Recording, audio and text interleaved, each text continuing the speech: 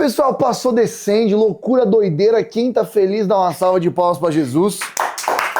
Glória! Glória a Deus, aleluia. Agora eu volto a trabalhar. Quem deu glória foi ele, ó, o Barão. Glória a Deus. Pessoal, seguinte, 2026 começou. Já teve seminário de teologia da Faculdade Dunamis, já teve Descende, já entreguei 2 dos maiores projetos do ano, logo em janeiro que teve um ano. Mas estamos a uma semana do Carnaval. E rolou um auê essa semana, não só pelo Descende, mas também pela nova música do Marcos Telles. Eu, como de costume, nunca me posiciono de maneira rápida. Eu gosto de deixar as coisas desenrolarem e nunca dar uma opinião apressada tentando surfar no hype, mas talvez tentar processar e aproveitar em cima disso. E acho que o discurso que foi criado sobre a música, ele é muito propício para o momento que a gente está próximo ao Carnaval, para a gente falar de um dos temas que eu mais gosto, que é falar sobre sincretismo. E como esse é um dos principais desafios do Brasil. Nós, como nação, nós somos um país sincrético. Nós não temos convicções que são tão sólidas.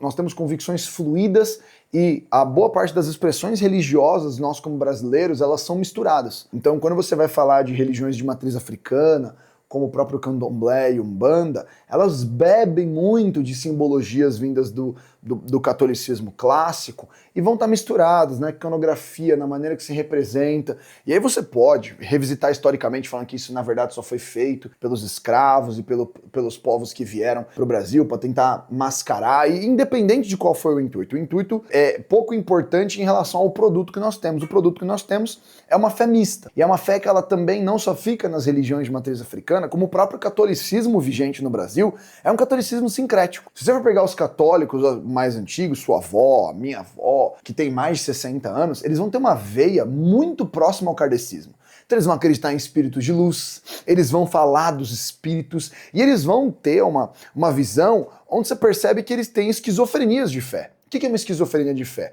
É a pessoa que quer ter uma proposição kardecista, então ela acredita que reencarnou ou etc, mas ela quer ser cristã. Só que cristianismo não é uma religião que existe reencarnação, mas é uma religião que existe, é uma religião salvífica, no qual você tem condenação, no qual você tem salvação. Então peraí, como é que você tem inferno e céu, mas você também reencarna? Então é uma proposta de fé muito distinta. Não dá pra você acreditar que dá pra reencarnar e que dá pra ir pro céu, porque é uma estrutura de crença diferente. Só que o brasileiro, ele não dialoga nas suas estruturas. O brasileiro, ele não expõe doutrina, ele não faz esforço de produzir pensamento filosófico em cima da sua fé. Então ele só vai costurando essa colcha de retalhos. Eu já vou falar exatamente essa mesma frase, porque é um álbum do Marcos Telles, muito bom por sinal. E aí você já começa a ver pra onde vai minha opinião, mas eu vou te confundir um pouco, porque minha opinião é muito mais complexa do que isso. O país sincrético dessa forma, a gente vai ter hoje católicos e até mesmo evangélicos, que você vai ter a menina, talvez, da sua igreja, que tem signo na bio do Instagram dela. Peraí,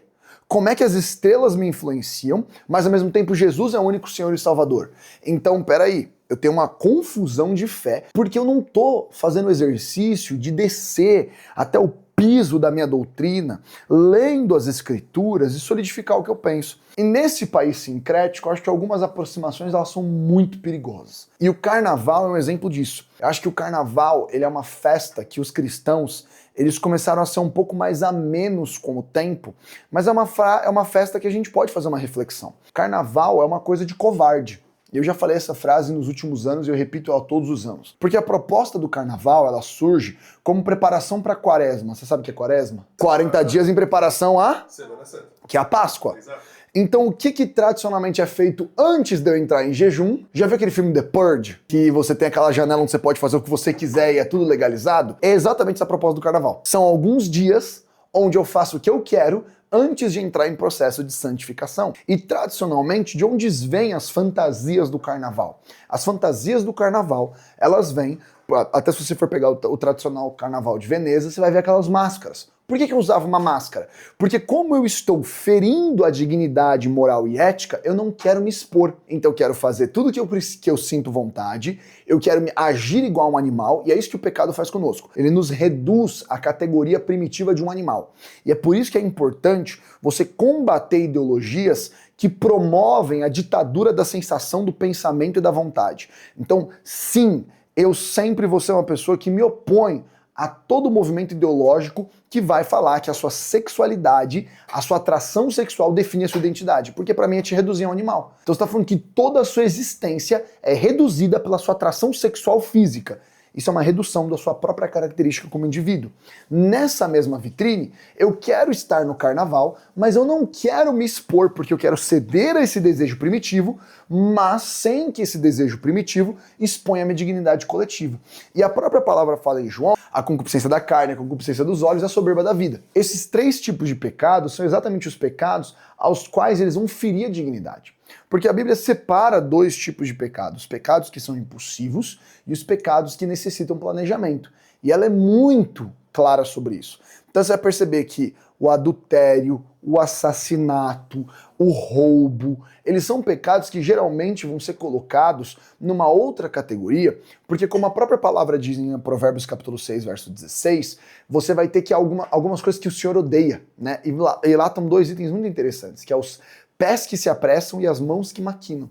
Tem certos pecados que eles necessitam planejamento e oportunidade. Então eu preciso ter mãos que maquinam e pés que me apressam. Então eu preciso planejar meu pecado de carnaval. Carnaval não é um pecado acidental, não é como você chutou uma quina de uma mesa e sem querer você soltou um palavrão porque você ainda tá num tratado. Obviamente, você soltar um palavrão significa que você pensa, isso está dentro de você e você precisa orar pro Senhor tirar isso de você. Mas não é algo que foi reativo. Foi algo que você induziu, cultivou e planejou. Porque quase todos os pecados de moralidade são pecados que necessitam ser planejados. Você não consegue agora chegar e falar assim, nossa, eu vou pecar com a minha namorada sem querer. Não vai. Você precisa de uma oportunidade e de um planejamento. Então, você quer pecar? Você vai ter que esperar os seus pais saírem de casa. Quando os seus pais saírem de casa, você vai ter que fazer um convite para ela. Viabilizar essa vinda. Viabilizando essa vinda, planejar o que será feito. Existe um tempo para os seus pais voltarem. Meu irmão, isso aqui é basicamente uma missão impossível que você está fazendo.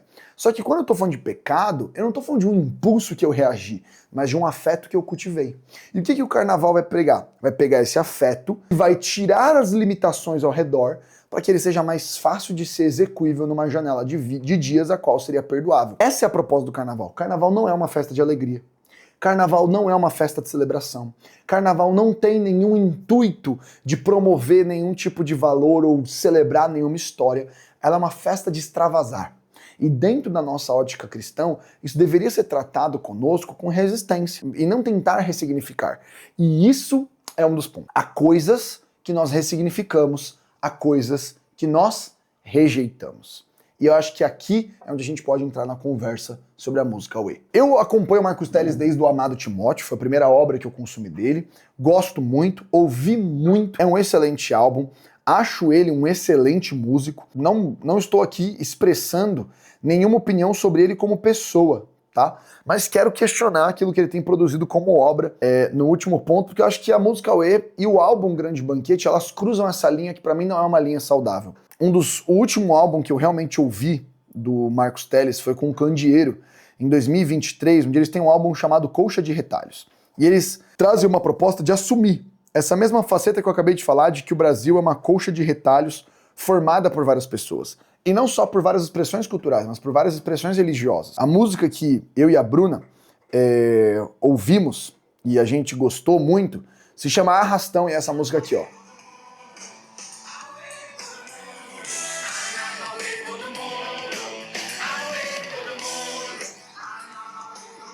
E eu acho que você percebe que a música fala Anamauê todo mundo, Auê todo mundo. Isso aqui foi há 3 anos atrás, ele já estava usando a expressão Auê, porque a expressão Auê é uma expressão de bagunça, etc., mas também é uma expressão de cunho religioso.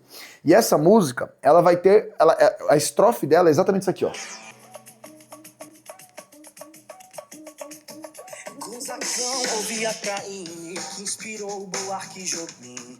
Os baianos todos e o time dos mineiros foi sempre assim. Que se fez a nossa cantiga, a canção do nosso país. Com Noel e o samba da antiga, as cantoras do rádio Elis. Noel e o samba da antiga, as cantoras do rádio. Então, a música, ela não é uma música que vai falar algo crente nesse momento, mas ele vai fazer uma construção de como todo mundo copiou todo mundo, e todo mundo tem uma referência, e você não chega numa canção sem ouvir alguém. Essa música, ela remete muito a Cinco a Seco, que é uma banda que eu gosto muito.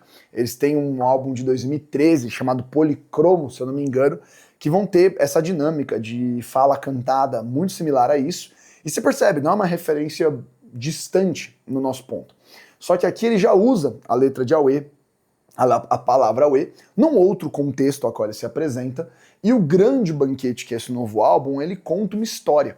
Mas aqui eu não consigo falar que eles não estão sendo intencionais na escolha de palavras. O uso dessas palavras carrega e atrela um sentido.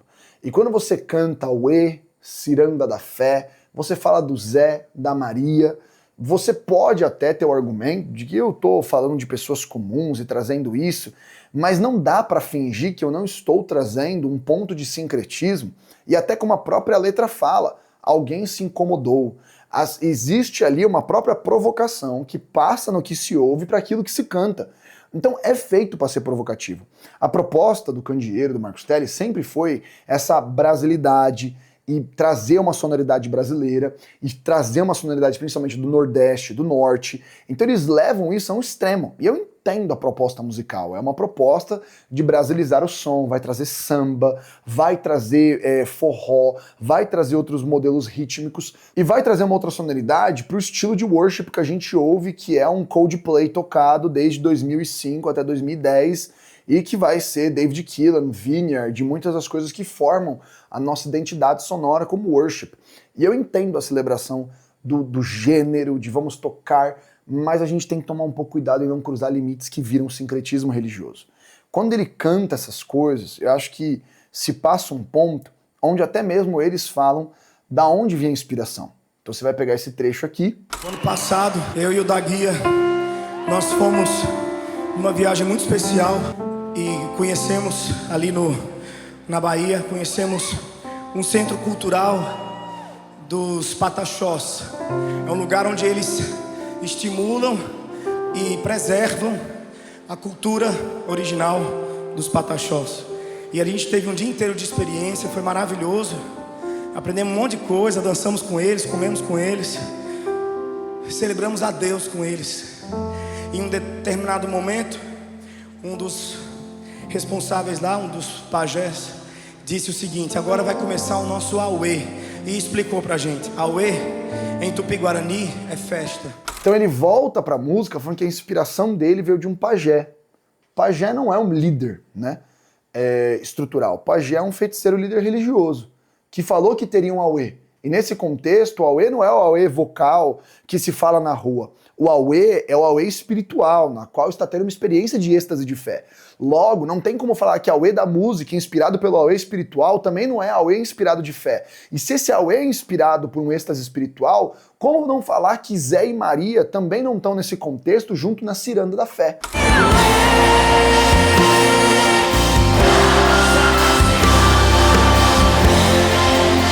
É muito difícil defender algo que está claramente se promovendo a ser sincrético.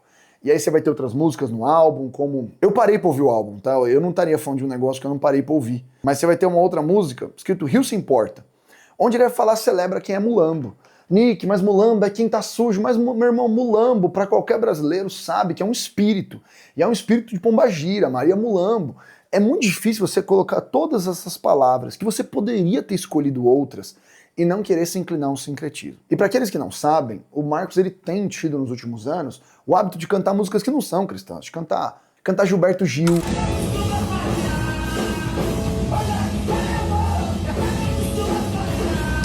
Cantar outras músicas. Eu tive muitos amigos que estavam em ministrações deles, onde ele falou que ele puxou músicas que eram músicas descaradamente sincréticas, porque o Gilberto Gil, quando ele tá falando que anda com a fé, ele tá falando com uma fé específica do candomblé de seus orixás.